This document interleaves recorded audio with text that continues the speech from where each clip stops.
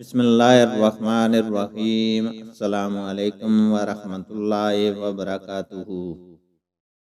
حدیث نبوی صلی اللہ علیہ وسلم ہے، رسول اللہ صلی اللہ علیہ وسلم نے فرمایا کہ چار عادتیں جس کسی میں ہوں تو وہ خالص منافق ہے، اور جس کسی میں ان چاروں میں سے ایک عادت ہو تو وہ بھی نفاق ہی ہے جب تک اسے چھوڑ نہ دے۔